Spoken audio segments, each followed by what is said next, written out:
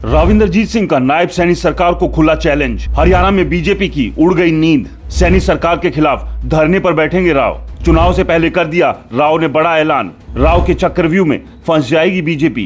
कांग्रेस उठाएगी राव के दांव का फायदा। हरियाणा में विधानसभा चुनाव से पहले जबरदस्त ड्रामा, एक्शन और बयानबाजी का गर्मागर्म माहौल चल रहा है।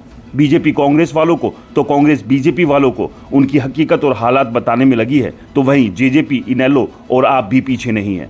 चुनावी सीजन में सबको लगता है कि एक दूसरे के धागे खोल देंगे तो जनता उनके लिए हरियाणा की सत्ता तक पहुंचने के रास्ते को आसान कर देगी।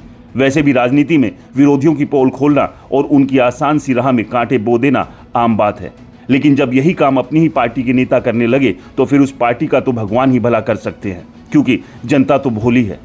हरियाणा बीजेपी में आजकल ये वाला काम खूब चल रहा है। एक नहीं कई ऐसे नेता हैं जो लगातार अपनी ही सरकार के भ्रष्टाचार, भ्रष्ट अधिकारियों, दलालों और भूमि माफियाओं की पोल खोलने में लगे हैं। इनमें सबसे ऊपर फिलहाल किसी का नाम चल रहा है तो वह है गुरुग्राम लोकसभा से सांसद और केंद्रीय राज्य मंत्री राविंदरजीत सिंह।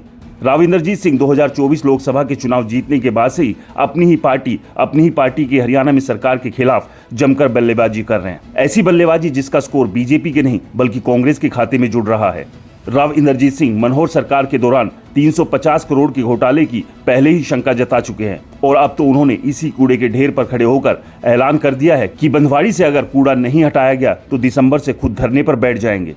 राविंदरजीत सिंह के इस ऐलान से बीजेपी और नायब सिंह सैनी सरकार एक बार फिर से सख्ते में आ गई है, क्योंकि सिर पर विधानसभा चुनाव है और ऐसे में अपनी ही पार्टी के इतने बड़े नेता और केंद्रीय राज्य मंत्री अगर अपनी ही सरकार से किसी काम के पूरा ना होने की उम्मीद जता रहे हैं और धरने पर बैठने की धमकी दे रहे हैं तो साफ है कि या तो सरकार में उनकी चलती नहीं है या फिर अपनी ही सरकार को चलता कर देना चाहते हैं।